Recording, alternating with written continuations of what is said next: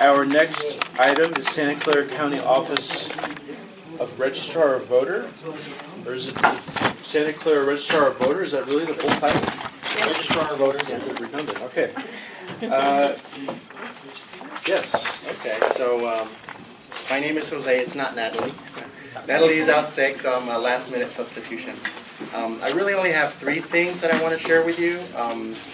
First, a little bit of background about me. I'm what's called the election specialist, and I'm in the precinct operations side of the Registrar of Voters. We have different divisions.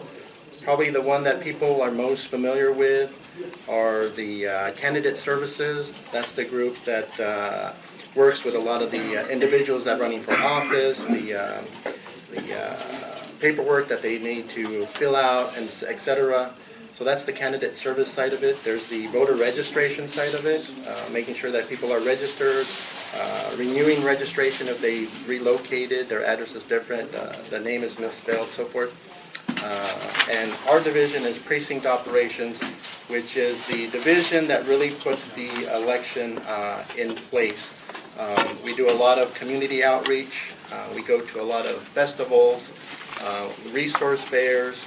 We do presentations, full-length presentations about voter information, especially for adult ed classes, new citizenship classes, just to give information to the community about what it means to be a citizen, to be a registered voter, and to try to get as many people as possible to register to vote for upcoming elections, which is what's coming up pretty soon on June 5th. A little bit later, I'm going to ask Amy, who's in the back taking pictures and maybe some videos, too. She's also with the Registrar of Voters to hand out some information, but I'll wait for a little bit to do that. So, like I said, June 5th is the upcoming election, the primary, and then a little bit later we'll have the general election in November. But one of the things that we desperately need support from the community is the literally thousands of bodies that we need to run an election. A lot of you know you have a neighborhood polling place somewhere in your community, and we usually have anywhere from 5, 6, 7, maybe even as many as 8 people working a polling place.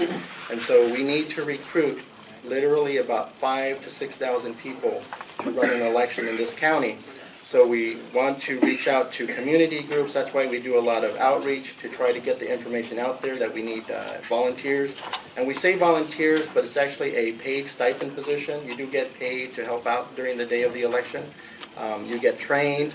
And so if you are aware of people or yourself would like to participate in the election, and the packets that you'll get a little bit later, we do have the forms to fill out. I could also email them if you want to forward them through your neighborhood groups, because we really, like I said, really rely on the community to get the word out that we need people to put on the election. And some of that is actually mandatory for us because we also need to provide language assistance in some targeted precincts. So depending on the composition of the neighborhood, we might be required to have a Spanish-speaking poll worker, Chinese-speaking poll worker, Vietnamese, maybe all of the above. We could have one precinct with all languages represented. And we actually have an additional, I believe, 11 new languages that were just added recently because of the changing demographics of this area. A lot of people from the Middle East, a lot of people from the African continent. So we have actually brand new languages that we never had to recruit people for before, and so we're trying to do that. But something that is actually new for this election is not only will we have the polling places, which are going to be open on election day, we're also going to have early voting sites. And the early voting sites are going to be open for 10 days, 10 consecutive days before the election. So not only do we need the volunteers for the election day, we need volunteers for some of the early voting sites for every day for 10 days in a row. And the interesting part of that is that because these are individuals that are going to be working consecutively for probably at least a month because there's training involved, and probably a few weeks after that, so it could be a 2-month temporary position. Those individuals that want to work in that capacity will actually be hired as county employees. They will be paid hourly rather than a stipend. So we're looking to get the word out to the community that we're looking for people who are interested in 1 month, possibly 2 months steady employment, working as county employees. I believe the starting salary is somewhere close to $22 an hour. So it's a good income for 2 months if you want to work for this upcoming election. The last thing I want to mention is something that's actually being proposed for year 2020, and that came out of legislation that was passed last year. It's called the Voters' Choice Act, and what that is really a new way of running elections in this county. It's really available throughout the state of California. Some counties have already decided to go forward with those plans for this year's election. We're looking to propose it for 2020. We need to make a presentation to our County Board of Supervisors, and with their approval, we would implement it. And the big difference with the Voters' Choice Act and what we do now is basically the Voters' Choice Act would replace your neighborhood polling place, and instead you would be getting a vote center that would be open for those 10 consecutive days. There would be close to 100 of them open throughout the county, and so we've already begun to do some outreach to the community. The response has been favorable once they realize some of the benefits, because right now if you want to vote in the polling place system, you have to go to the polling place that is close to your home.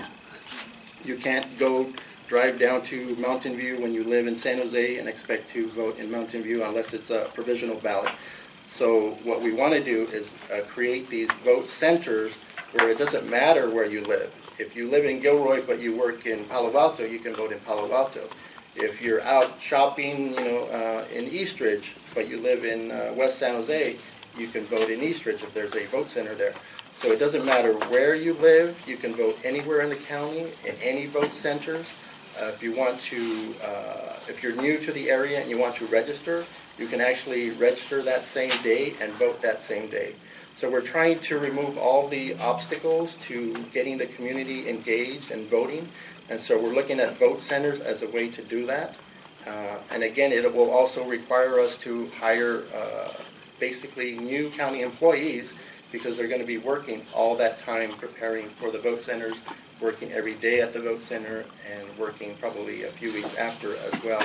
So it's really a new way for us to run elections. Like I said, we've already started to do outreach. We made presentations late last year. We had conducted surveys, both print and online. We got a little over 1,600 responses from the community so far.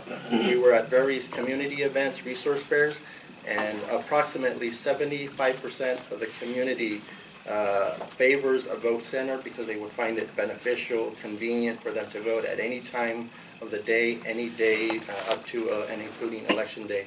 So I'm going to ask Amy to hand out some packets. We might not have enough for everybody, but we'll put up some information maybe on this table afterwards. But one of the things that is in that packet is the Voters' Choice Act brochure. It's a trifold, and there is a link on the page where you can go to SurveyMonkey, and you can complete the survey online as well, because it's really important for us to get community input on this proposal, because we're going to go back to the County Board of Supervisors in March, the entire Board of Supervisors, to give them a presentation of what we're doing, what the community feedback has been thus far, and they will ultimately make the decision of whether we do this or not, whether we do it in 2020, or they say, you know what, it's probably too big and fast of a change for our community, let's look at maybe 2022 instead. So those are decisions that the Board of Supervisors will make, but it's really important for us to start going out to the community and let them know that this might be a possibility, and it's really going to change the way people interact with their elected officials, with their government, and especially how they vote. And so, again, thank you for the opportunity. We'll still be here afterwards to answer any questions. We'll provide some additional literature here on the table. And one of the things that I really enjoy about my job is giving information to the community. I'll give you two quick examples.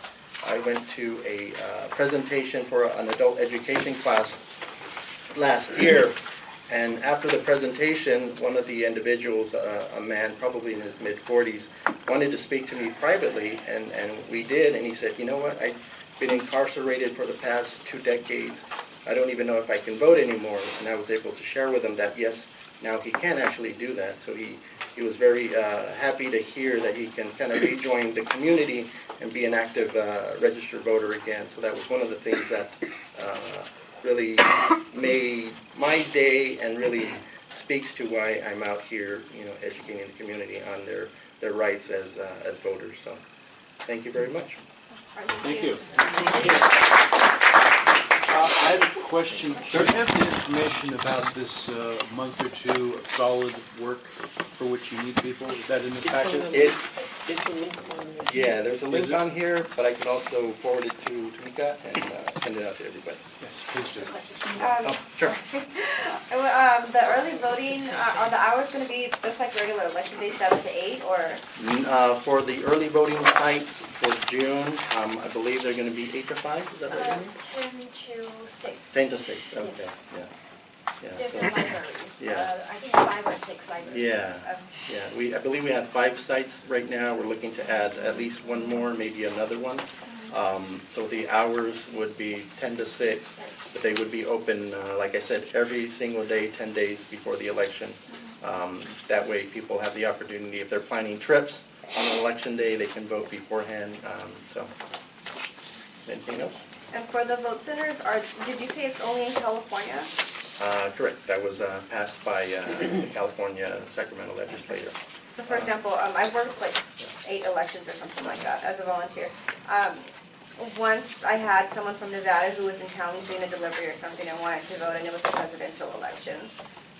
So we voted him provisional, so he would not fall under this, like if it were just a primary election or something. I believe it would still be provisional, is that correct?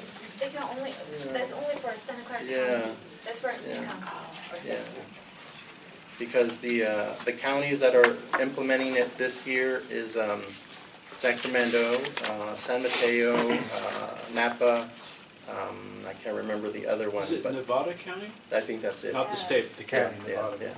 yeah. So some counties, smaller counties, decided to move forward on it. Santa Clara being almost 2 or 3 times as big as some of the other ones, we decided to kind of do it more slowly, get the community feedback first, do the outreach, present it to the supervisors, and then they'll probably decide by the end of June, if not sooner. Okay, well, thank you you. so much for your time.